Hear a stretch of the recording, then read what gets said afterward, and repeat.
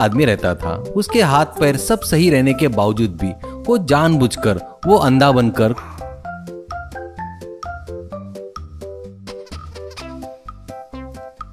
कुछ दिन लंगड़े जैसा लंगड़ते हुए भीख मांगकर खाता था। इतना ही नहीं, कोई अगर पैसे नहीं देता तो उसे वो बहुत गालियां देता था।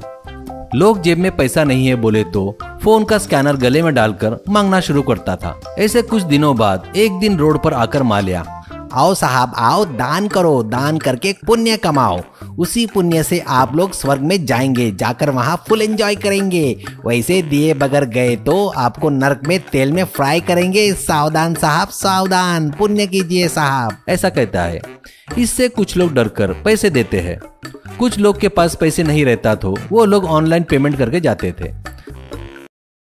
ऐसे माल्या की हरकतें नजदीक से देख रहे उस गांव के प्रेसिडेंट, क्या रे, सुबह सुबह ड्यूटी पर चढ़ गया क्या?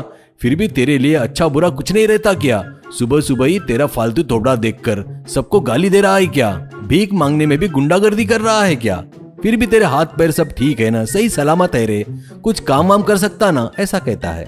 माल्या, क्या प्रेसिडेंट बिल्ली को 1 रुपए दान नहीं देते, लेकिन ज्ञान तो बहुत दे रहे हो। एक दिन भी मुझे तूने 1 रुपया तो भी दिया क्या? एक बात बताओ, इस गांव का सबसे बड़ा भिखारी तू ही है, सबसे वोट भी तो मांगता है ना।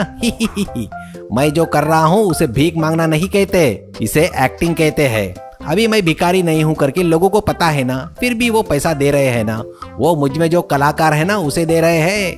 प्रेसिडेंट, अबे तुझे चर्बी बहुत चढ़ गई रे, लोगों से बहुत पैसा खाने की आदत आ गई रे तेरे को, कभी न कभी मिलेगा रे, तभी पुलिस वालों से तुझे बढ़िया धुलाई करवाता हूँ, कहता है।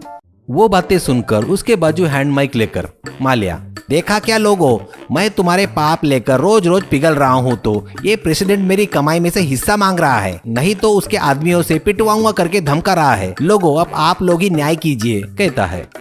इससे पैसे देने वाले लोग आकर प्रेसिडेंट को बहुत गालियां देते हैं। इससे जरूरत रही या ना रहे, लोगों के सामने सिंपैथी के लिए हर बार ऐसे ही प्रेसिडेंट को फंसा रहा था।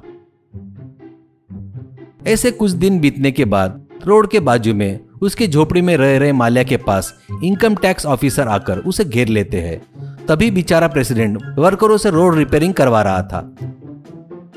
तो माल्या प्रेसिडेंट को देखकर फटाफट माइक लेकर, माल्या, लोगों, मेरे प्यारे लोगों, बचाओ बचाओ, ये प्रेसिडेंट फिर से मुझे बदला लेने आया है। फिर से मुझसे बदला लेने के लिए इस भिखारी के घर में अपने आदमियों को भेजकर आपसे मुझे दूर करना चाहता है।